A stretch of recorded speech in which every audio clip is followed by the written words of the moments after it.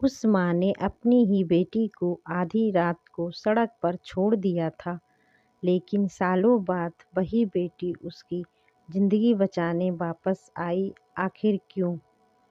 एक छोटे से गांव में शारदा देवी अपने बेटे महेंद्र और बहू पूजा के साथ रहती थी। घर में सब कुछ था, लेकिन एक कमी हमेशा महसूस होती थी, और वो कमी थी एक बेटे की। पूजा की पहले से एक बेटी थी जिसका नाम पायल था। वो बहुत प्यारी और समझदार थी, लेकिन इस घर में उसकी कोई खास जगह नहीं थी। शारदा देवी अक्सर पूजा से कहती, इस बार हमें पोता ही चाहिए। महेंद्र भी अपनी माँ की ही बात दोहराता, मुझे बेटा चाहिए, लड़की नहीं। पूजा चुप रहती, क्योंकि उसे अपनी बेटी के लिए यह घर बचाना था। फिर एक दिन पूजा को पता चला कि वो फिर से माँ बनने वाली है। ये सुनकर घर में सबकी उम्मीदें और बढ़ गईं, लेकिन पूजा के दिल में डर बैठ गया था। उसे हर पल यही लगता, अगर फिर लड़की हुई तो क्या होगा। महेंद्र ने साफ कह दिया, इस बार अगर लड़की हुई तो तुम्हें इस घर में रहने का कोई हक नहीं होगा। समय बीतता गया और वो दिन भी आ गया जब पूजा को अस्पताल ले जाया गया। काफ़ी देर तक दर्द सहने के बाद डॉक्टर बाहर आए और बोले, बधाई हो, जुड़वा बच्चे हुए हैं। शारदा देवी खुश हो गई, लेकिन अगले ही पल डॉक्टर ने कहा, एक बेटा और एक बेटी। बस माहौल अचानक बदल गया। उस रात घर में एक ऐसा फैसला लिया गया जिसने सब कुछ बदल दिया। महेंद्र ने कहा, हम बेटी को नहीं रखेंगे। पूजा रोते हुए बोली, ये मेरी बच्ची है। लेकिन किसी ने उसकी बात नहीं सुनी। आधी रात को पूजा अपनी नवजात बेटी को गोद में लेकर घर से बाहर निकली। उसकी आंखों से आंसू रुक ही नहीं रहे थे। वो बार बार अपनी बच्ची को देख रही थी। फिर उसने उसे एक अनाथ आश्रम के बाहर छोड़ दिया और भारी दिल से वापस लौट आई।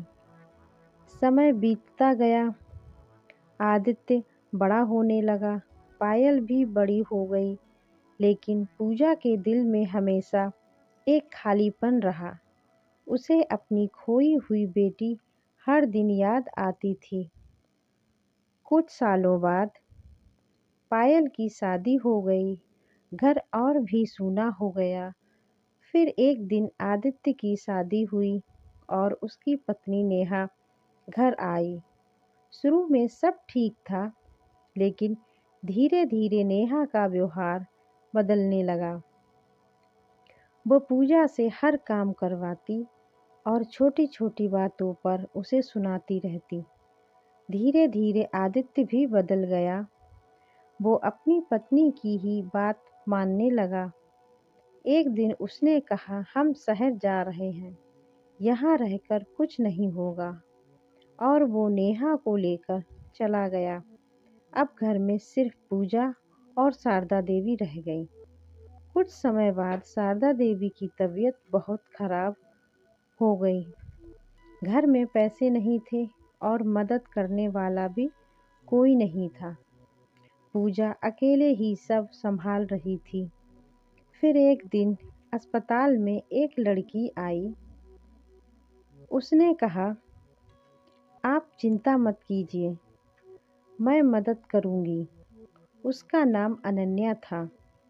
जिसने उसे गोद लिया था, उसने उसे खूब पढ़ाया लिखाया और वह एक अच्छी डॉक्टर बन गई थी। उसने बिना कुछ सोचे समझे शारदा देवी का इलाज शुरू कर दिया और वह थोड़े ही समय में ठीक भी हो गई। तब शारदा देवी ने पूछा, बेटा तुम तो बहुत अच्छी हो, तुम्हारे माँ बाप कहाँ हैं? किसकी बेटी हो तुम? तो बेटे से भी अच्छी हो। पूजा अपनी सास की देखभाल के लिए थोड़े दिन अस्पताल में ही आने जाने लगी थी। एक दिन पुराने कागज देखते समय पूजा की नज़र एक फाइल पर पड़ी। उसमें वही तारीख, वही जगह लिखी थी। पूजा के हाथ कांपने लगे। उसे समझ आ गया, ये वही बच्ची है जिसे उसने सालों पहले छोड़ दिया था। पूजा रोते हुए अनन्या के पास गई।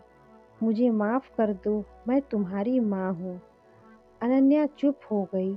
उसकी आंखों में आंसू आ गए।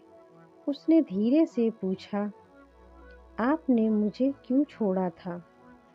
पूजा के पास कोई जवाब नहीं था, लेकिन शारदा देवी यह सब देख रही थी। वह बोली, बेटा मैं ही हूँ तुम्हारी गुनहगार। मैंने ही बेटे की प्यार के लालच में तुम जैसी इतनी अच्छी बेटी को छोड़ दिया। मुझे माफ़ कर दो बेटा। अनन्या ने अपनी दादी को गले लगाया और अपनी माँ और दादी को खूब प्यार किया और कहा, अब सब ठीक है माँ। और उसी दिन से वह उनके साथ घर में रहने लगी। पूजा को उसकी बेटी वापस मिल गई। कभी भी बेटी को बोझ मत समझो, क्योंकि वही एक दिन तुम्हारी सबसे बड़ी ताकत बन सकती है। अगर आपको ये कहानी पसंद आई हो तो वीडियो को लाइक ज़रूर करें और ऐसी ही दिल को छू लेने वाली कहानियों के लिए चैनल को सब्सक्राइब करना ना भूलें। Thanks for watching.